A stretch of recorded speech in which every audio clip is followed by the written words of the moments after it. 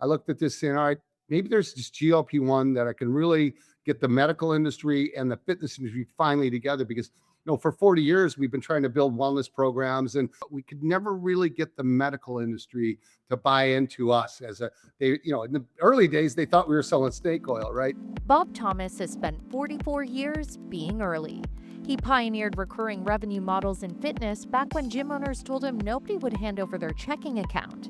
He was right then, and he's betting he's right again now.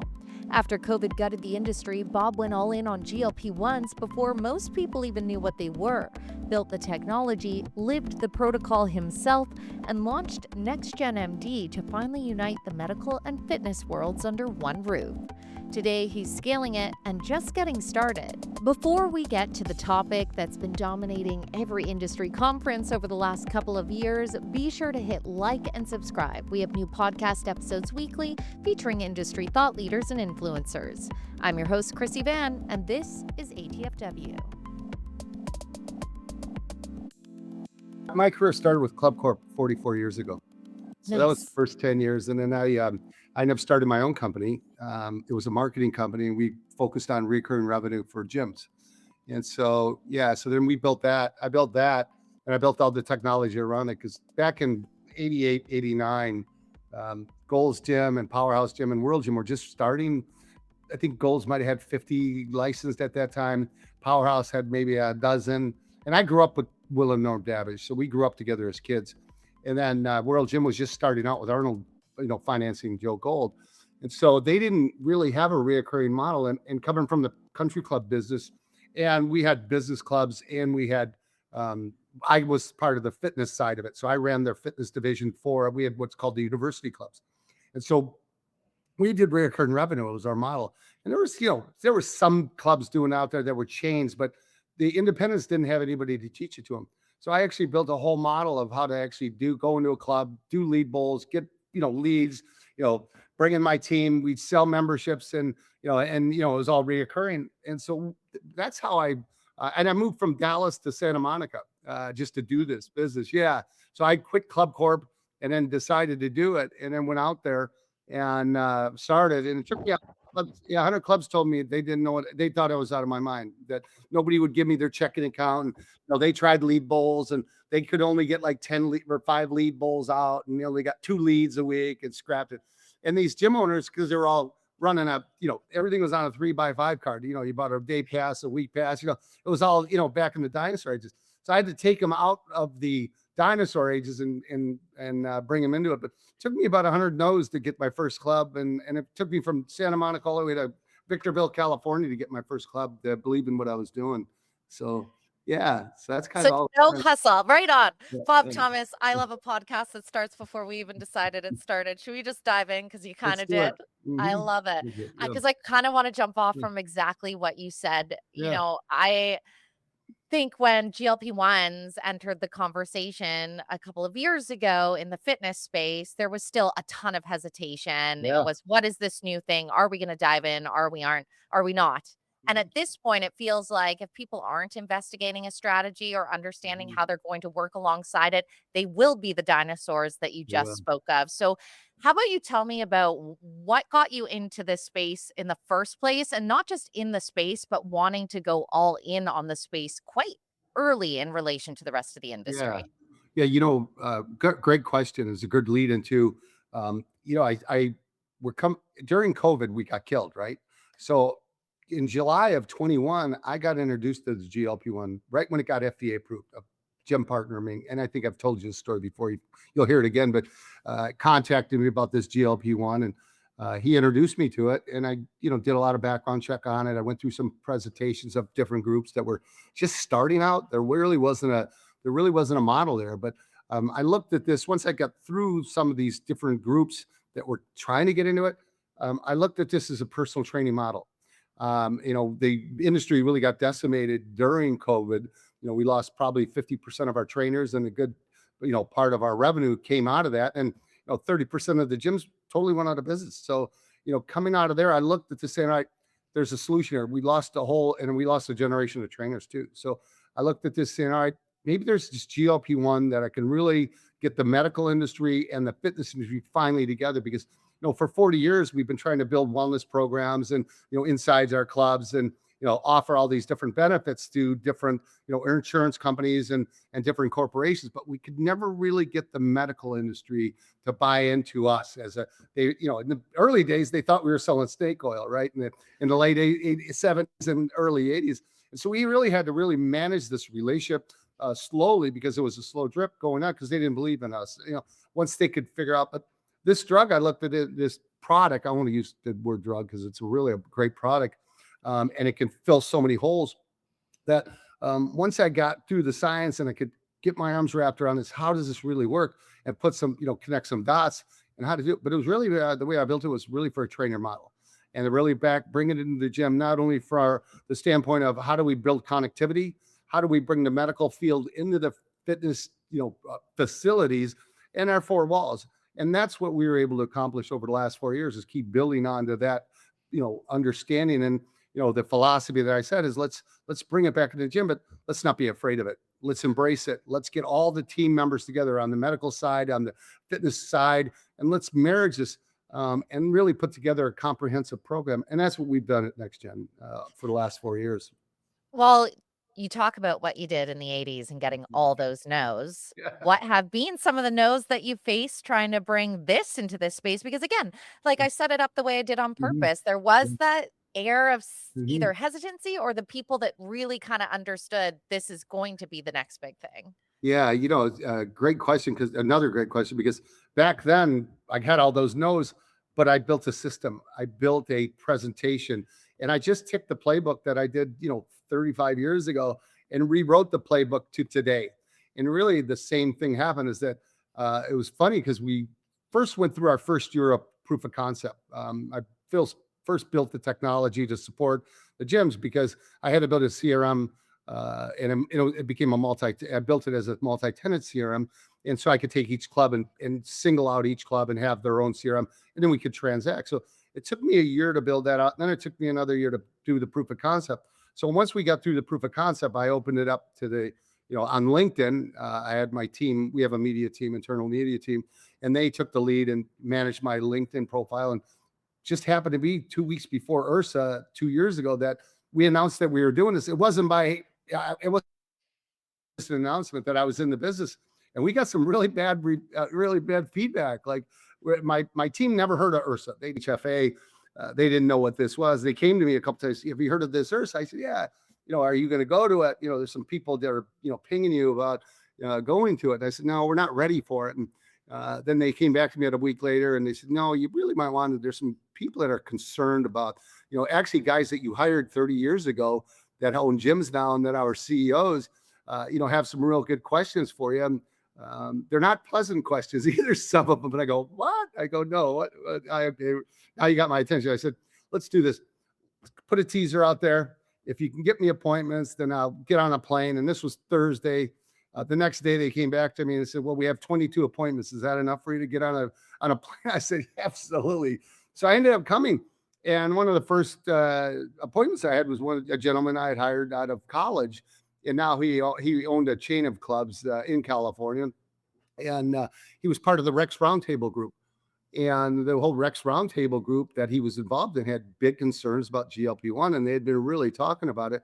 And he explained to me their concerns, and the concerns were, hey, we're just coming out of COVID. We just lost 30% of our members. We lost almost, 50% of our trainers. Now you're going to come in with this drug, and you're going to go in there. You're going to 30% of the, our members are going to quit our club, and they're going to, get on this weight drug. And I go, no, no, no, wait a minute, hold on. I didn't. Let me explain to you. And so once I started explaining, I could see their shoulder, this gentleman's shoulder. I don't want to use his name because I don't have permission, Of but course, that's yeah, fair. his shoulders started going back and say, "Oh," and then it became an aha moment, just like it did with those 100 clubs. They did, why I found one operator that understood what I was saying, and he said, "Oh, I love it. How do we sign up?" And that's what happened that over the 2 day period at Ursa at that time that they got an understanding, and that's where we are today. That started with that. Well, let's kind of build that out a little bit because Yeah. obviously I prepped into this Mhm. conversation. Yeah. We've had the opportunity to have a conversation, Yeah. but there could be listeners that are a little less familiar with Mhm. exactly what you do. And Yeah. we're going to talk about the big deal that you just Right. solidified that hit the wires the other week. But before we get there, what's the elevator pitch?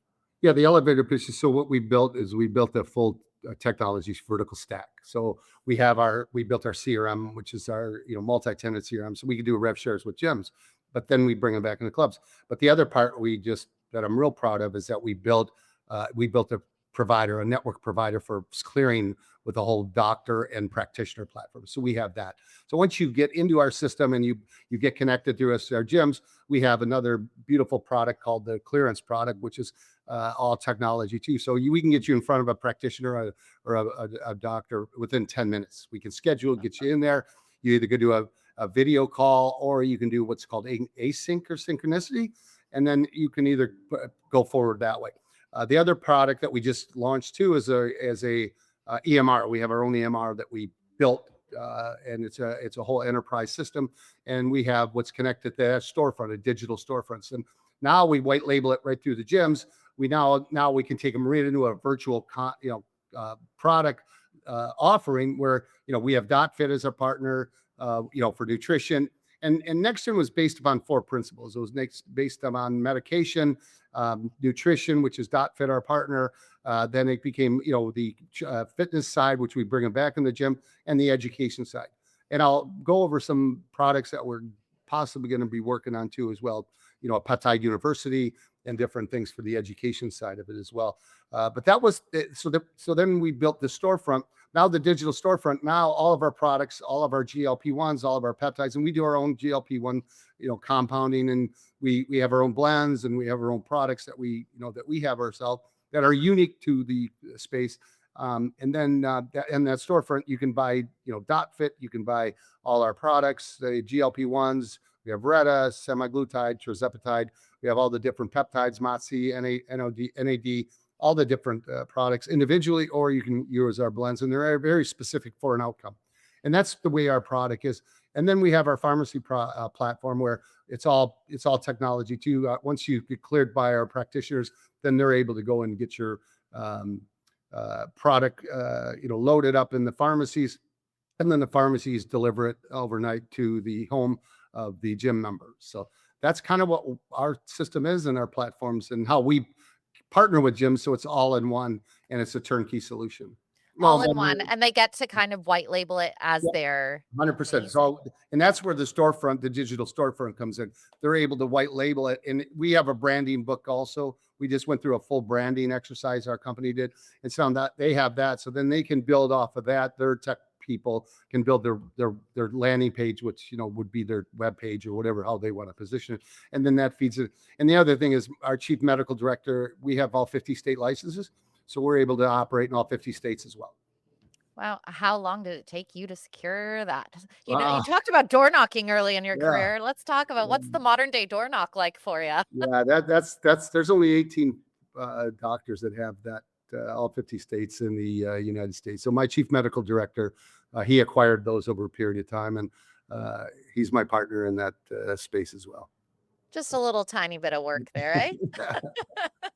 Well, you mentioned there, I just wanna dive Mhm. in because you threw it past me, is the education component. Yeah. Is that something that's more for educating, you know, trainers, Yeah. operators in this field, or more for consumers that are walking in gym doors? No, actually, it's first part of it. It was built for practitioners and doctors, and so then what I did is the folks the two doctors that own it, where they built it for that space, but now we're expanding it for trainers, for consumers, and we're building that out so all the consumers actually can be involved too. The other part of this too that we're in the process we're finishing up. I should have it done in the next 3 weeks.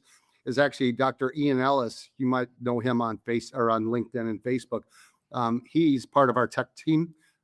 He actually built out what's called a dosing platform. So we're able to go and we're finishing that out. Our dev team is actually finishing that out. So it's going to bolt into our platform, our EMR, and our storefront, where now you'll all of the members, and it's a single user. So this is a single user, our EMRs. So all of it's all HIPAA compliant. It's all built on a HIPAA compliant platform. So we're able to now bolt that into there, where each day you're able to go, fill out a questionnaire, and then now you can see if you're overdosing, underdosing, whatever the protocol is. And now your practitioner can look at that and say, all right, hey, all right, here's where you started, here's where you're at. Now, should we be microdosing this? Should we be microdosing this? Now, I'm not a practitioner, I'm not a medical professional, so I got to be really careful what we say, because we have a very strict wall that we work from on the side of how we present, as a just from a layman's standpoint as well. So Yeah, completely fair. As we talked mhm, about, I come from the news background. Balancing mhm. church and state is a fickle thing sometimes, but it's Yeah, important if you want to stay on the right side. 100%.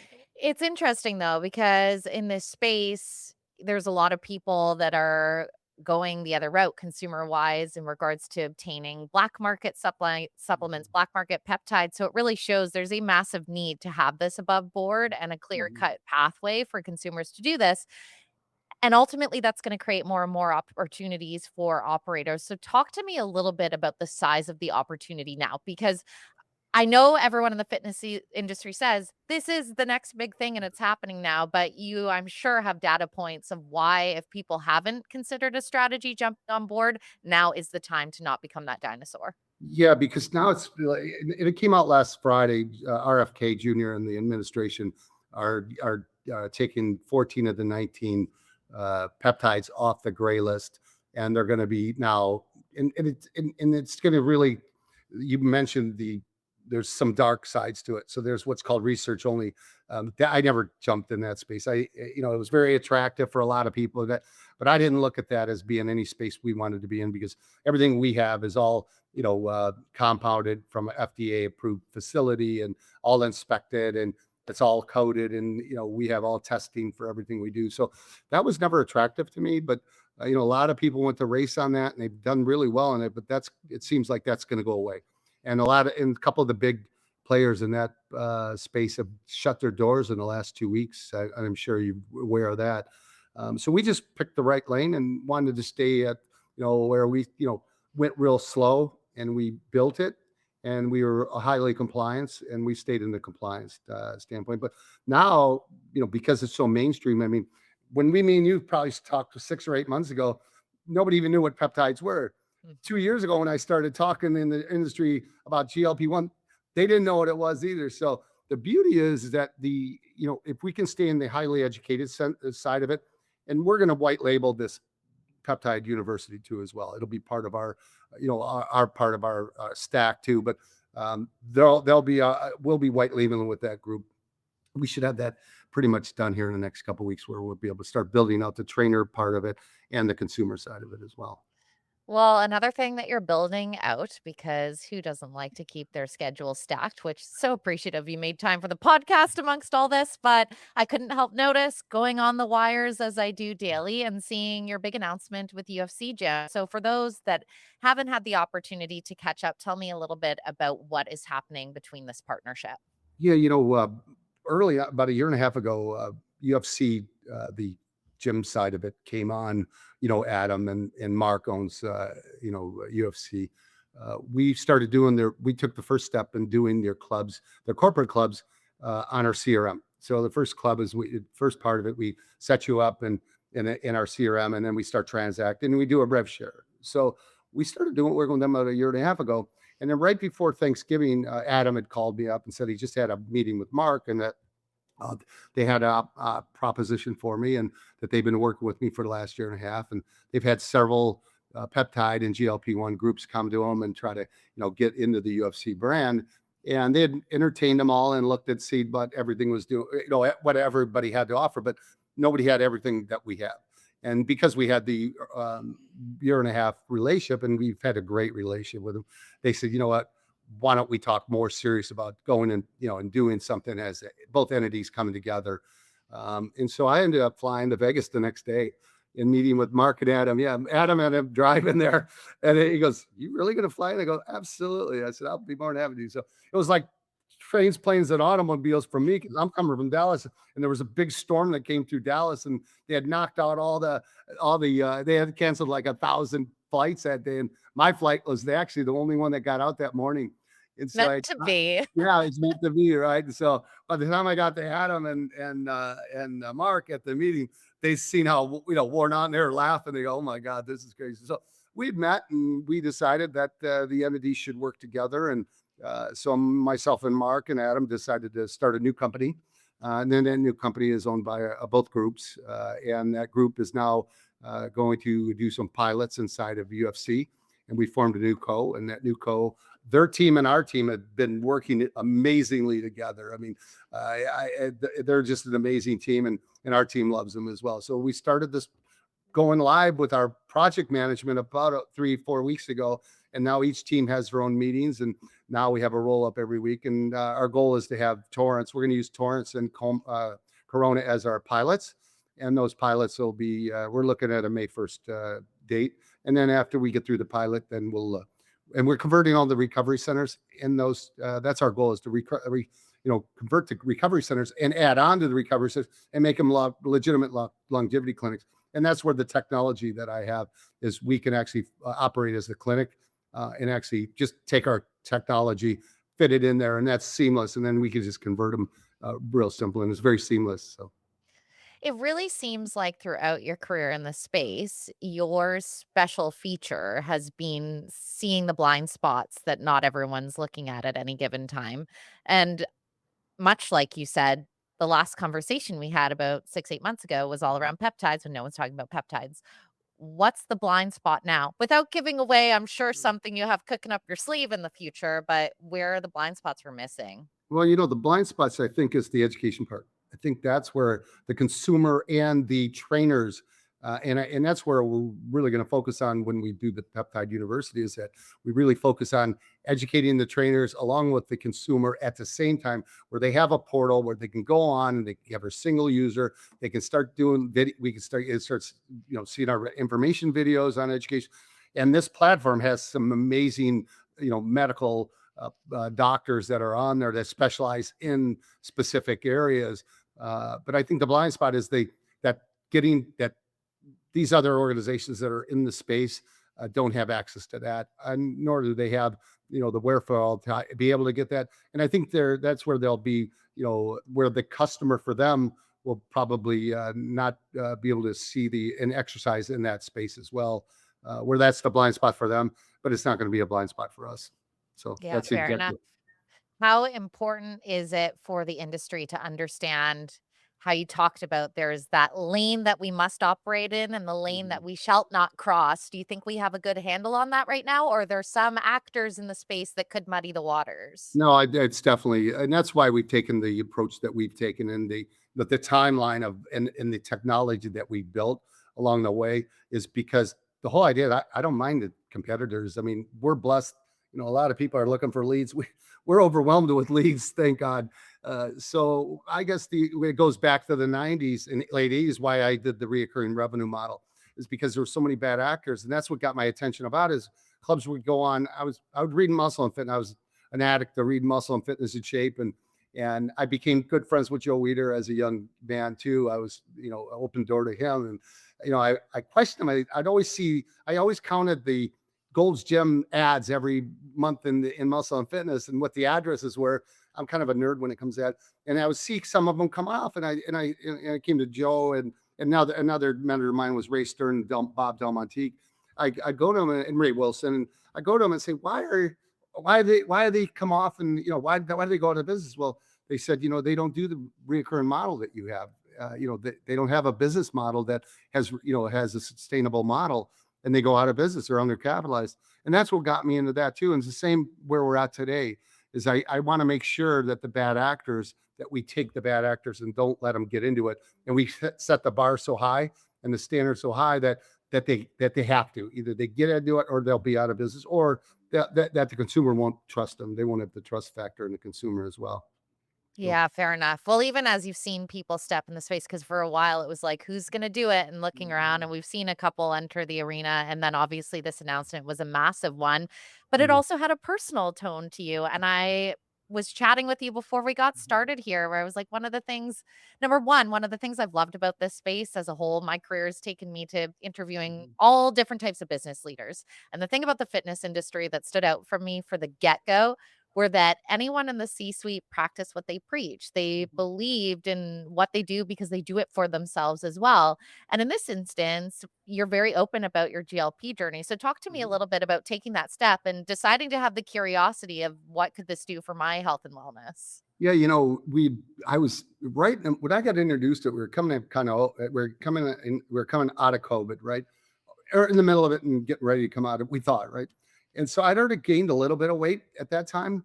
And then once I decided to capitalize the company, I said, I got to try this. If I'm going to do this, I got to know what our customers feel like. So for a whole year, we diaried and we journalized along the way. And I ended up gaining, I almost got over 300 pounds. And my normal weight's 220 to 29 to 235. And I always maintain that. And in a little bit, I probably gained 15, 20 pounds in COVID as well. So I started eating like crazy for about 4 months and got up over 300 pounds. And then starting that January, and that's those pictures you see too. Those were, I was doing a photo shoot for a magazine and I almost decided not to do it just because I looked so bad. I didn't want people to think, oh, is this guy crazy? But long story short, I ended up doing the photo shoot and did the magazine cover. And so I said, you know what, if I, let's start journalizing. So I actually started on the drugs in January of that year.